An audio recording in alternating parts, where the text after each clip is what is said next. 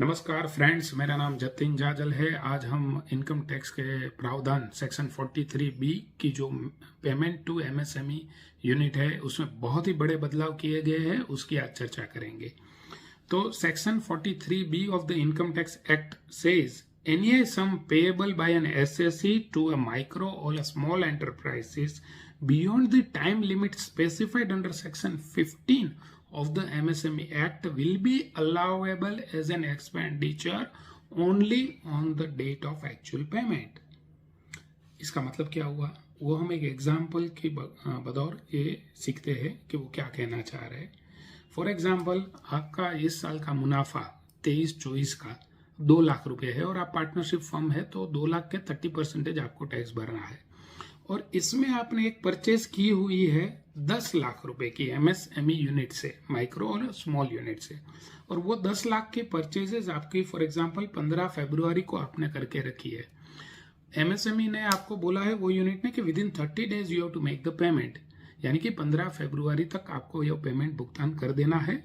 लेकिन वो 15 फरवरी से 15 मार्च तक कर देना है।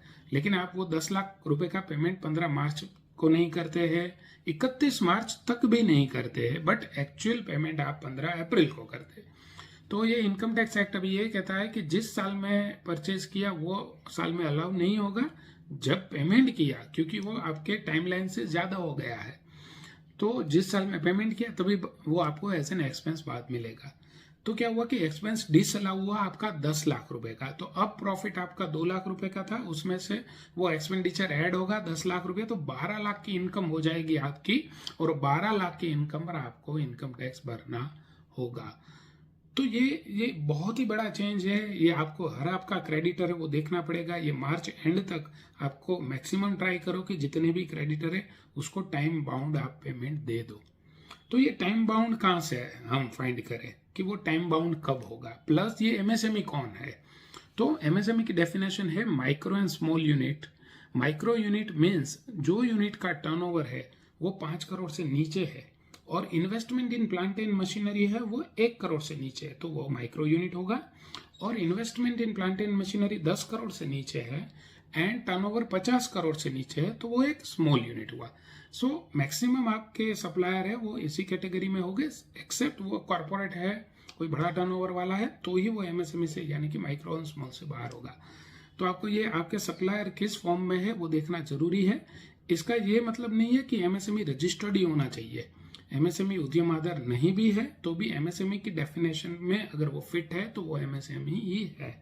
तो आप एमएसएमई से परचेज करो तो वो टाइमली पेमेंट करो। तो वो टाइमली पेमेंट क्या कॉन्सेप्ट है, टाइमली पेमेंट में उसके section 15 of the MSME act says that where any supplier supplies any goods or render any services to any buyer, the buyer shall make payment thereof on or before the date agreed upon between him। यानी कि जो date दोनों के बीच में तय हुई है वो डेट के within that date payment must be done and the supplier in writing, यानी कि वो लिखित में होनी चाहिए कि कितने दिन में पेमेंट करना है।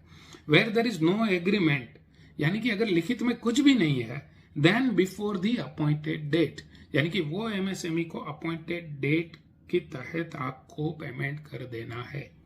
Provided that in no case period agreed upon between the buyer and supplier shall exceed the 45 days, यानी कि 45 दिन से तो बियॉन्ड ये पीरियड हो ही नहीं सकता है।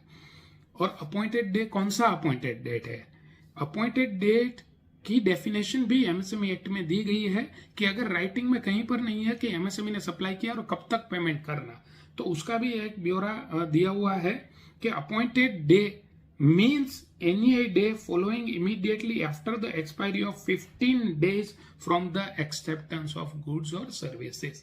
यानी कि कहीं पर बिल में नहीं लिखा हुआ है, वो एमएसएमई यूनिट से आपने परचेज कर लिया, बिल में कहीं पर लिखा हुआ नहीं है या कोई आपकी टर्म्स नहीं है, तो आपको ये भुगतान 15 दिन के अंदर करना है। लेकिन अगर उसमें लिखा हुआ है कि 60 डेज में आप पेमेंट कर सकते हैं, तो सेक्शन 15 कह रही है कि 60 डेज नहीं, maximum can be done 45 days. अगर राइटिंग में कुछ भी है तो वो अप टू 45 डेज तक चलेगा। 60 है, 65 डेज है तो मैक्सिमम 45 गिनना है। राइटिंग में अगर 30 डेज है कि 30 डेज में पेमेंट करना है तो 30 ही गिना जाएगा। तो इसका प्रैक्टिकली आप लोग, क्योंकि मार्च एंड नजदीक आ रहा है, 31 मार्च को आपके बुक्स क्लोज हो गए, तो इसकी इफेक्ट आपके ऊपर कम ना हो, आपका एक्सपेंसेस डिसअलाउ ना हो, इसके लिए आप क्या करें? तो उसके लिए आपको यह देखना होगा कि maximum payment to your supplier should be done, कि जो क्रेडिटर आपके है उसका मैक्सिमम पेमेंट हो जाए। अगर नहीं होता है तो वो संजोगों में आपको बिल टू बिल चेक करना पड़ेगा मार्च एंड में कि भाई ये बिल में कितने दिन तक मुझे क्रेडिट दिया गया है। 45 डेज से तो अबोव होना ही नहीं चाहिए, और कोई इनवॉइस में कुछ नहीं लिखा हुआ है तो दैट मीन्स कि आपको 15 दिन में वो पेमेंट करना है। तो एक दूसरा एग्जांपल लेते हैं कि सपोज 20 मार्च को आपने परचेस किया हुआ है और बिल में कुछ भी नहीं लिखा हुआ है, then you must have to pay by within 15 days, यानी कि वो 4 अप्रैल तक आपको पेमेंट करना है। अगर 4 अप्रैल तक नहीं किया तो, और 10 अप्रैल को किया तो 24-25 में एक्सपेंस अलाउ होगा, ना कि 23-24 में। तो आप मैक्सिमम ये ट्राई करो कि क्रेडिटर्स को पे ऑफ कर दो, और 45 डेज से बियॉन्ड तो ना ही हो, ये आप खास ध्यान रखो। इसमें काफी व्यापारियों का ये भी प्रश्न था कि ये ट्रेडर को भी ये एप्लीकेबल है, तो यस, आप ट्रेडर से परचेस कर रहे हो तो वो भी एमएसएमई में ही फॉलो होगा, क्योंकि अमेंडेड एमएसएमई डेफिनेशन में अभी ट्रेडर, होलसेलर, रिटेलर सबको इंक्लूड कर दिया है। ये बहुत ही बड़े बदलाव है। आपको इस साल का ईयर एंड का बुक्स जब क्लोज हो रहा हो तो आपको मेटिकुलसली ये चेक करना है कि हमको कितने यूनिटों को पेमेंट करना है, इसमें से एमएसएमई वाले कितने हैं। जो एमएसएमई नहीं है उसका पेमेंट लेट है तो चलेगा, लेकिन अगर एमएसएमई है तो उसको 31 मार्च या फिर अपॉइंटेड डे है उसमें तो आप पेमेंट कर ही दो।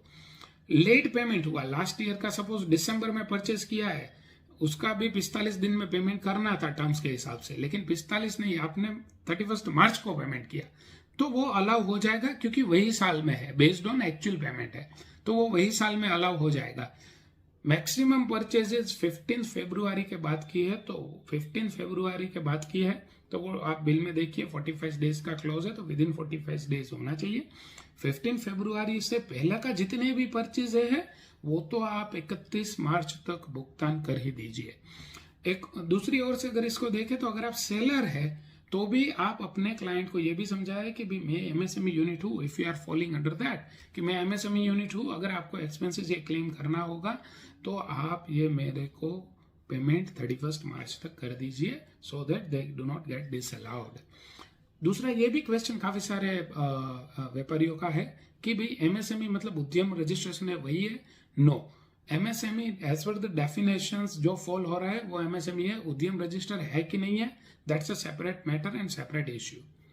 सो आप एमएसएमई को जितने भी भुगतान करने हैं, try to your level best to pay before 31 March in order to avoid the disallowance as per income tax act. तो आई होप सो कि ये इंफॉर्मेशन आपको यूजफुल होगी in the days to come. Thank you.